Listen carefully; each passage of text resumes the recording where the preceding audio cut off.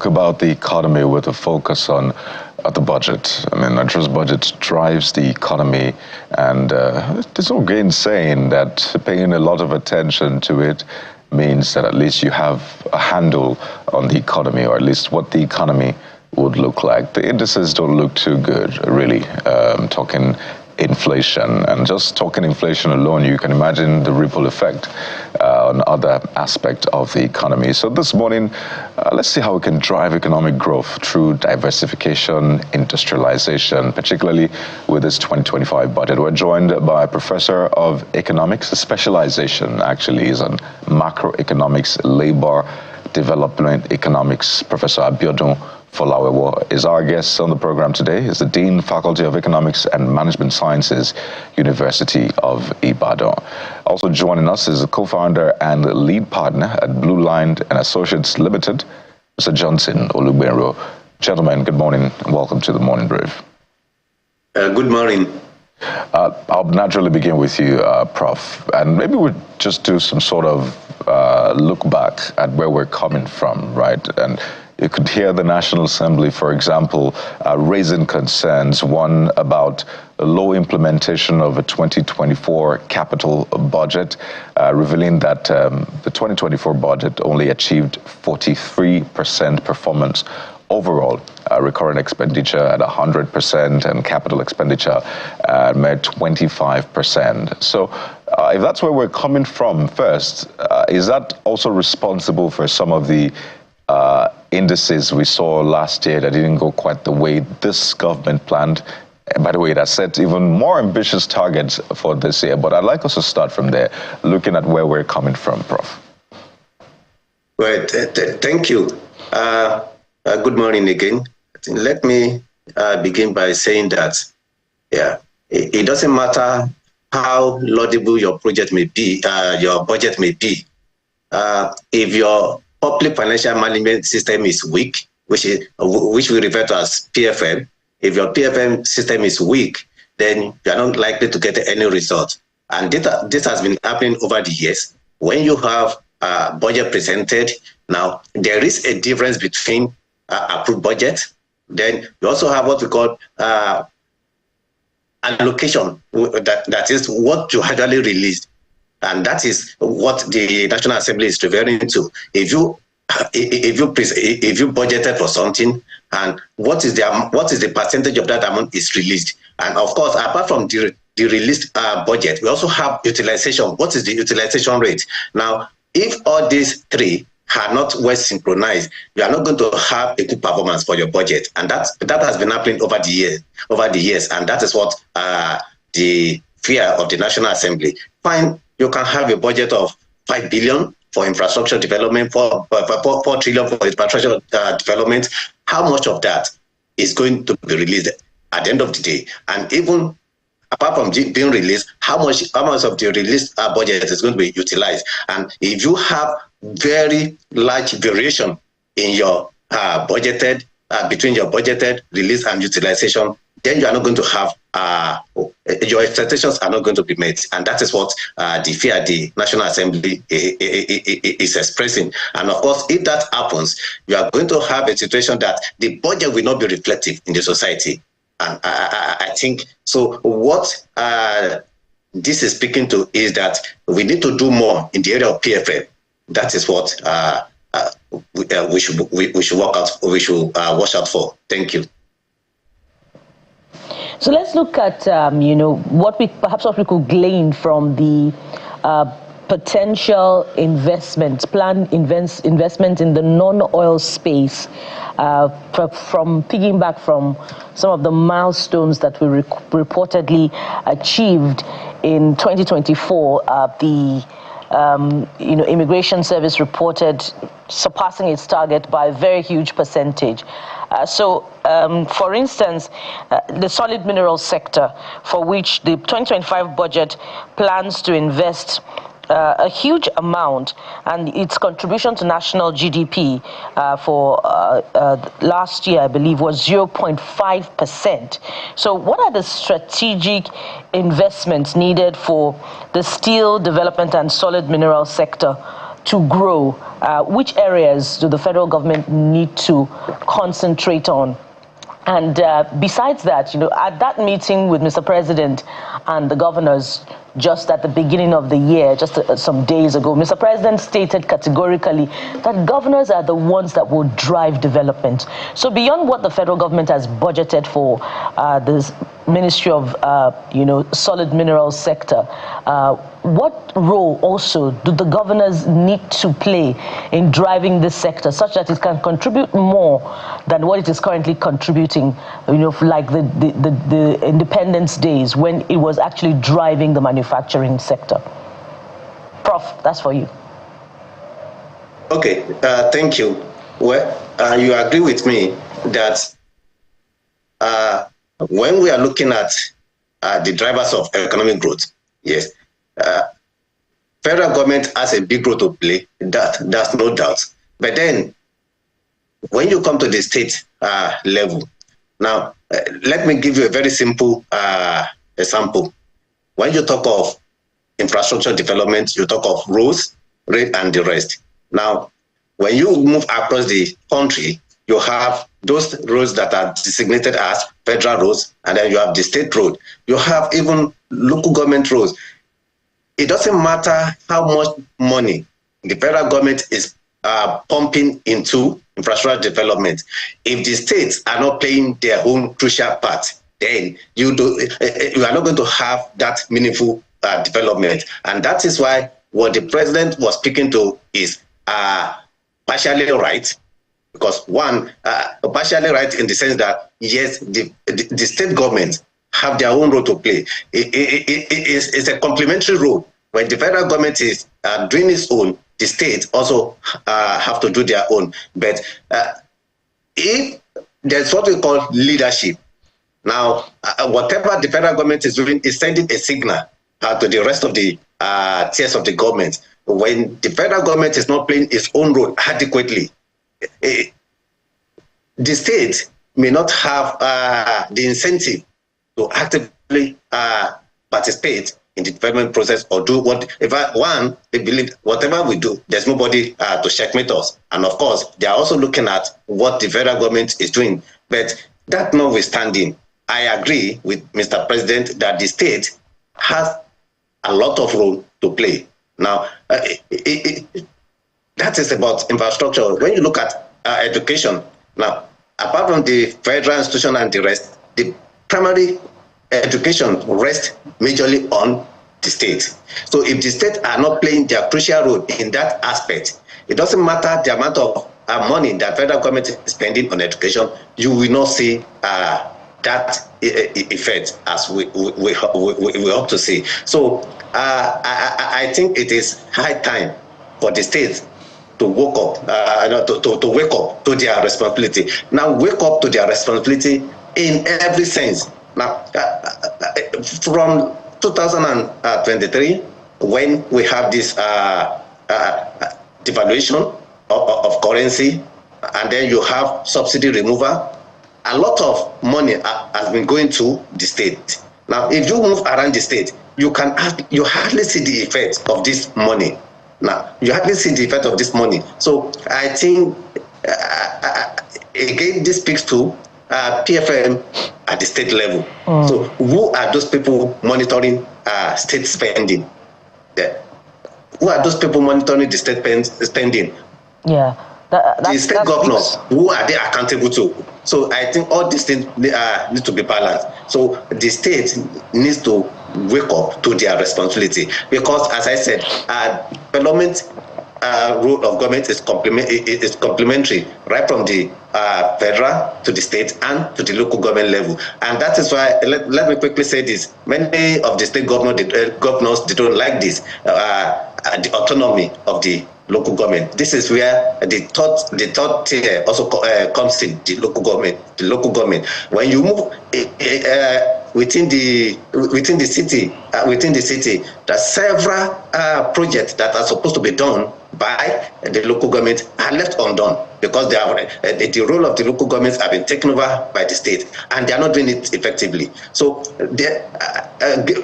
in sum, the president is right, while the federal government is doing its own to push the development to where we want it to be, the state needs to do more from what they are doing now. Yeah, Mr. Lubero, same question to you. What are your reflections? Combined, both ministries, steel development and solid minerals, they drive the manufacturing sector. They are getting about 60 billion naira from the 2025 budget. What areas of infrastructure should be put in place in those sectors? And what is the role that the subnationals have to play in their own states in order to drive this sector? And perhaps you want to list those mineral resources that should be developed. Sorry, can you repeat your question again? Same question to you about the allocation to the solid minerals and steel sectors in the 2025 budget. Combined, they're getting about 60 billion naira. So how far can this go to put in place infrastructure required to drive it, because they drive the manufacturing sector? And what roles can subnationals play? And maybe you are going to help us by listing those mineral resources that should be tapped by the state governors. All right. Thank you very much. Good morning, everyone, for having me. Of course, in a way, we are quite happy because this is the direction that some of us have been agitating for the government to follow. And like you rightly said, it's a welcome idea, the increased allocation to solid minerals and infrastructure in general. If you look at the 2025 budget, of course, it hasn't hit the recommended threshold, but notwithstanding, it is a gradual departure from what we have seen in the past. In terms of solid minerals, of course, all states don't have the same mineral resources. So in terms of what the subnationals need to do, and I believe that every state now need to go back to their drawing board. And it's high time that our governors, it's high time they come to that realization that, come on, the era of just going to Abuja to take federal allocation, that won't help them much. For you to develop your state, and make it enviable, and we can see a few states that have done that have done one or two things. Particularly last year, you want to look at maybe Oyo and a few other states. Every state governor has to go back to the drawing board and look at what resources do we have at disposal, and then see how can we develop it and make and increase our IGR from what we have. Infrastructure, like you rightly said. So it's funny that recurrent expenditure, we achieved 100%, in fact over 100% in terms of allocation. Meanwhile, the capex, which should be the real driver of the economy, we didn't be about 40% or so in terms of allocation. And like Prof also said, you want to even go further down, and also you want to look at utilization. You're asking yourself how much of what is allocated is actually put into the real growth, into the real sector of the economy. And the governors have a lot to play, because once the money leaves the hand of the federal government, the governors are now largely responsible. So every governor has to go back to the drawing board and look at, because every state has their own competitive advantages. So each state has to look at, okay, what is our own competitive advantage and how can we leverage on that? For some states, they probably just need to even, develop things like tourism, which is not necessarily solid mineral, right? Just look at the natural resources that you have within your state that you can leverage on. And if you look at countries like the United States, for instance, that is how each state kind of survive. The governors have to put on their thinking cap in this new year. If you look at it, we hope that crude oil prices, work in our favor this year. I know we are working with a projection of $75, per barrel. But regardless, you can tell that with all the innovation that is happening globally, people are gradually, departing from the consumption of oil based on the grain economy and all of it. In a matter of years, it's only in a matter of years, oil will no longer be that go-to that we always rely on. And I'm also happy that they are beginning to also look more into the non-oil revenue, which is also commendable. So I just feel the state governors have to put on their thinking cap, look at what they have as their own competitive advantage, and then leverage on that. Mr. Lugbenro, so let's list some of this non-oil. Let's stay with you for a moment, because as you said, the world is moving. I was watching, I think, a Berlin business dialogue roundtable, I think in Germany,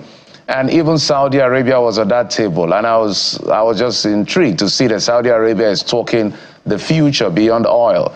We're talking about their sovereign investment funds and all of those things. Do you see the level of, are you seeing urgency for countries like Nigeria? They are highly dependent on crude oil and its associates for our FX, for instance. We don't have enough driving local economy in terms of consumption. That's why we're high import dependent. And when you talk about exporting, oil takes about almost 80%. What level of urgency do we need to see to reposition this economy beyond talk and rhetorics and just talk? We just need to harness our resources. I believe that the greatest exports that Nigeria has to the world, if you ask me, is not even oil and should not even be oil anymore, not in 2025, is our people. Nigeria has one of the brightest minds anywhere in the world. Look at how our people are, delivering. There is no country that you will go to that you will not see Nigerians, making us proud, even though we have other Nigerians who are doing otherwise. But, by and large, in almost every sector of the economy. So if we can even just leverage on that, right? And we look at what do we have. For instance, in terms of IT, IT is a leveling playing ground has provided a leveling playing ground, for everybody. You look at what a few Nigerians have done, with IT, with little resources, with little power and all of that. Just imagine if we then channel more resources there and say, we want to encourage tech entrepreneurs. Just help them. I can tell you, Nigeria can take over the world just by tech alone. There is so much that we can do with tech, right? If we harness what we have. If you look at what we are doing with little, if government puts in more resources into that area, for instance, you see, we will get a whole lot more done. And Nigeria, if you look at countries like India, this is exactly what they did, and they are still doing. You look at India, for instance, they literally take over the world, in IT. So Nigeria also has that potential. It's one of the areas that, if you look at our doctor, there is nothing stopping us. We've seen medical doctors who will leave the shores of this country and then go and come up with innovations, innovation in science, technology. And they are Nigerians. It's the same brain that they have. The only reason they are not doing it from home is because the environment is not conducive for them. If we encourage them and government create a more conducive environment for brilliant minds, and we are telling them that, you don't need to go to America, you need to go to Europe, you don't need to go to Asia, just stay in Nigeria. We will support you, we will encourage you to grow. There is nothing stopping us from, if you look at healthcare also. We also have to go back to India. Look at what they have done with their health sector. Are you telling me that we don't have brilliant doctors in Nigeria? I still believe that some of the most brilliant doctors that you have in the world, they are Nigerian. You look at the kind of surgery that they are doing with torchlight, with torchlight in those federal medical centers, with torchlight and very little equipment. Some of them very old and outdated equipment. If you look at the kind of results that they are still getting, just imagine when they now have access to modern equipment and all of that, we will take the world by storm. I mean, Americans will come to Nigeria and and get treatment. Look at what happened in UK, for instance, last year. You now saw a development where some Nigerians who are residents in the UK are now coming back home to come and take treatment. I don't know whether you guys, I'm sure you guys heard it, because they will tell you, okay, the queue, if you want to wait for insurance, the queue is long, and sometimes we don't even get that one-on-one, quality attention. We are spoiled in Nigeria, and sometimes you don't know that your country is good sometimes until you travel. You now see people coming back to Nigeria that, if I do this thing in Nigeria, number one, is cheaper. Number two, I will get it done quicker and faster. Right. So it's just some of the example. If we focus on some of this area, you will discover that, in fact, oil can even come as low as 20% from the current 80%, over 80% that it is.